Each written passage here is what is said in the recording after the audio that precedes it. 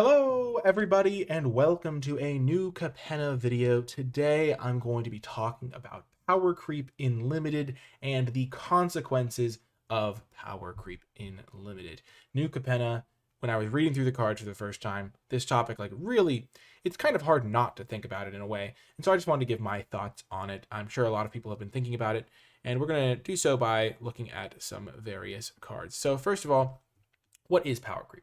Power creep is a trend where over time, a card game or a game that goes on for an amount of time slowly has the power level do this. Just higher and higher and higher power levels because, honestly, for several reasons. First of all, players can get bored playing with the same cards over and over. They want to add more excitement to the cards. They want to make things more interesting. And so if you're always playing with cards down here, sometimes players can get bored because maybe the cards are more bland or there's only so much you can do in that design space or something like that. That's maybe an argument from a design perspective. I don't think that's necessarily true. You can have interesting designs that are relatively low power level, but still, that's maybe one argument. Another argument is that's more prevalent is you want people to play with the new cards. And in particular, Magic has this issue where the first set started off way up here in terms of power level of a lot of the cards. You have things like Recall, Ancestral Recall, Black Lotus, the Moxen, all of these insane cards that are like not really playable anywhere outside of Vintage. And then over time you have to go down in power level because you've learned from your mistakes. You're not going to have cards at this power level anymore because it just makes no sense. You can't just sustain the game by like continuing to scale the power level because it's just a whole different game if certain requirements aren't met. But then after a period of being down here, Magic is kind of creeping up. Like it's nowhere near this zone of Moxen and stuff. But it is going up in power level in some degree. And particularly in limited, we see this, where conventionally you would maybe have some rares or mythics. We're going to use green for our drawings a little bit, maybe, or blue, because I like colors. But typically in constructed, it's okay to have like different power level than from limited, where in constructed you're playing with the best of the best cards from the set, and having the best cards be getting better is different from having the commons be getting better, because when the commons are getting better, that's going to have a profound effect on limited. And in New Capenna in particular, now let's get into some New Capenna content here. New Capenna has three commons that I would consider incredibly power creeped. These three: the Inspiring Overseer, the Strangle, and Jewel Thief cards. These cards are incredibly high power creep. Murder, as I put it here because it's a very strong card, but it's kind of a card that we've seen at common in the past or uncommon, and it's kind of a kind of reasonable expectation card. Seeing it at common is still surprising though, because this is the sort of card that they don't usually print at common these days. But we're seeing this like increase on rise. You might notice blue is conspicuously absent here. There's not really a blue common on this same power level. So let's just go through the cards really quickly to kind of see like maybe a little bit of the history of why this kind of power, how we see power creep. So Inspiring Overseer is a 3-mana 2/1 that when enters the battlefield you gain life and draw a card. Just actually unreal card. It used to be the case that a 3-mana 2/2 flyer was just a solid card that you could put in your limited deck. And over time they've just been making them better and better and better. In, I think, Core Set 2019, we saw Cloud Conceer, which was the best common in that set by a mile, which was a blue version of this card that didn't gain you a life. That card was absurd. In Adventures in the Forgotten Realms, we saw Priest of Ancient Lore, which was a 3-mana 2/1 in white that didn't have flying, but drew you a card and gained you a life. And that card was also quite good, but didn't have flying. And adding flying is a massive boost to that sort of card, because flying on your evasive 2/1 creature is just actually just an excellent keyword. Adding flying to a card, it's almost like adding a mana worth of value. Like if you have a 2-mana 2/2, you expect it to cost 3 mana if you're going to have it with flying, things like that. Okay, next card up is Strangle. 1 mana, deal 3 damage to target creature or planeswalker. Historically, for the longest time, dealing 3 damage to a creature was a 2-mana effect for your like removal purposes in limited. Sure, we have Lightning Bolt. We haven't seen Lightning Bolt at common for a very, very long time at this point. Strangle being back at common is kind of crazy and really a power boost over a lot of the conventional removal spells we see.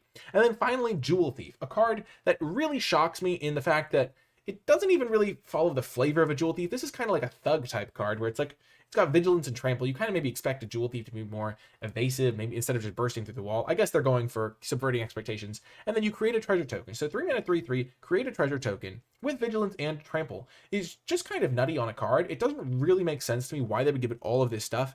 Adding treasure to a card is almost like worth like some percentage of like like a mana rebate because it ramps you for a turn. And the difference between being able to play a 5-drop on turn 4 and a 4-drop on turn 4, or maybe play a 4-drop if you were going to miss your land drop, it's kind of crazy. And the power level of this card, and all three of these cards in general, really made me want to talk about this. Murder being back at common is also a pretty big factor. Just premium removal at common. And it really does make me think about some things for limited purposes. Now, the last really absurd common that we saw was Organ Hoarder. I probably should have had a picture for Organ Hoarder, but Organ Hoarder was a 4-mana 3/2 in Midnight Hunt that when it entered the battlefield, you could look at the top 3 cards of your library, put one into your hand, the rest into your graveyard. And that card was so much better than the other commons that it made blue an absurd color. The card was like first pickable over pretty much everything. The card was like more absurdly powerful than any common we've ever seen. And these sorts of cards kind of remind me of that card. And in some cases, like Inspiring Overseer is probably just better than that, to be quite honest, because just cheaper,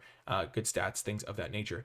But when the common power level is low and flat and static, it leads to a limited gameplay experience where most decks, if you are like in similar color pairs, are relatively even. Like this might be one blue-black deck, this might be another blue-black. They're relatively even in power level with each other. Maybe the archetypes do something like this. Like the different colors are like relatively even. They're all within like a certain range of like being relatively equal in power level. What happens when you have really good commons is all of a sudden color combinations that run like could run Jewel Thief. So any color combination involving green, all of a sudden the power level of a deck can become dependent on how many copies of Jewel Thief are opened at the table that you happen to get, because Jewel Thief is just better than all of the other commons by such a wide margin that it becomes a little bit more variance based in how good your deck is going to be. Because instead of just being like, oh yeah, I had an open green deck, it's, oh, I had an open green deck and 4 Jewel Thieves were opened in this draft, so I have a deck that has like 3 Jewel Thieves, and my deck is actually insane. Because when you have cards at this power level, it's almost like getting extra uncommons for your deck. When it's like Jewel Thief getting opened is like the power level of an uncommon, but you like it becomes more of like a lottery on whether or not you see it. Same thing with Overseer Strangle. The difference between a white deck that has 3 copies of Inspiring Overseer and one that has 0 is staggering. Like this card is just absurd power level. And so when you're playing in a game and your opponent has access to this card just because it was open to the table and got past them and you don't, it's really felt a lot more when it's a common, because like the commons come up so much more frequently that you're like, okay, my opponent has 3 Inspiring Overseers. Their deck is like just so much better than my deck of like commons that just can't compete with this card, because most of the deck is made up of commons. And so having high power level commons can just really skew the drafts towards the tables where a particular common gets open more or less. It's less of an issue when the commons are flatter in power level, because it doesn't really matter. They're more interchangeable. It's like, okay, I have like one of each common. Whereas if you have like a bunch of these white cards like that, like Inspiring Overseers or Strangles in your deck, it's just kind of like not really fair for the other cards that they're competing with. Similarly, it makes the color combinations that can use multiples of these cards really good, because all of a sudden you just have access to, like, let's just say you're playing the Cabaretti family in this set, which is green, red, and white. All of a sudden, if you have like a few copies of each of these cards, all of a sudden like a quarter of your deck is just like premium cards, which is not really necessarily what you're used to when you have all of these sorts of commons. And it really does not, it doesn't worry me for the set, but it's very different. And it's something that going forward, if they keep doing this, they're just going to end up with commons that feel like rares. And one of the problems with commons feeling like rares is that rares tend to be more snowbally. They just take over the game more quickly. They just do all sorts of things that make limited less fun. It becomes less about resource management and more about, oh, my opponent has this rare that I can't really possibly beat. And when your commons start to get to that point, it becomes a problem. Where if you're playing a game and your opponent just has like 3 Strangles and like they're just like able to just strangle all of your creatures that you play, and you just didn't happen to see Strangles at the table, it feels it's a lot worse. Whereas if Strangle was like a rare or an uncommon type power level card, it would be like, oh, my opponent played a Strangle. That's one of the like few uncommons they saw in their draft. Whereas now it's like, oh, my opponent played Strangle. They could easily have several more of those if red was open in their seat. And it just makes it feel more variance based, because if I find the open colors, we're going to get like, if I see a representative sample of 5 white cards or whatever, because I find that white is open, and so I get past 5 white cards, the difference in my draft quality, if I get past 2 Inspiring Overseers among those 5 white cards, is like night and day with not getting past 2 Inspiring Overseers. Because Inspiring Overseer is like uncommon level worth of power. So yeah, that's kind of my thoughts on it. It just is going to lead to matchups that where your opponent just plays a bunch of commons and just butchers your deck that's filled with a lot of commons, or vice versa, where you just have like 3 Jewel Thieves in your deck, and you just play a Jewel Thief. Your opponent kills it. You're up a treasure token. You play another Jewel Thief, and all of a sudden you just have a bunch of Vigilance Trample guys. And I think Inspiring Overseer is going to be the biggest offender of this, where your opponent's just going to play an Inspiring Overseer, and the next turn play another Inspiring Overseer, and you're just going to feel like you can't win the game because your opponent is just like ahead to such a high degree. So, just kind of my thoughts on the way power creep works. I think that these cards really do. If you saw these cards and were shocked, you're not alone. I was definitely shocked as well. And I think if Murder is like the best color common for a color, that's like a high end for a like best common, but it's like a reasonable common. We've seen it before. It like uncommon and it performs well. 3 mana to kill a creature at instant speed is great.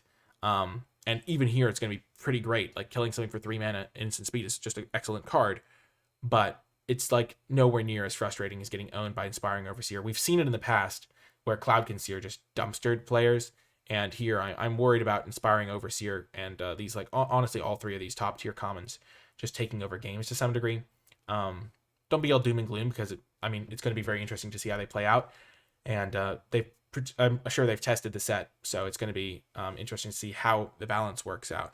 But my first impression is that the decks that have multiple copies of these cards are going to feel a lot different from the ones that don't, and that's not really necessarily a good thing in Limited, because normally if you find the open colors and you're getting like a lot of commons that are like relatively similar power level, you're like, okay, I'm getting a lot of the good cards that I want. Whereas here it's like, well, I found the open color, but I didn't get past the Inspiring Overseers, so I'm at a disadvantage. So it's like when all of the power is like stacked into 1 or 2 cards, it's just a different Limited experience. Anyway, that's going to do it for this video. Just some initial thoughts on these power creep cards, and I hope you did enjoy it. Remember to hit the like button if you did, subscribe for more content, and I will catch you next time.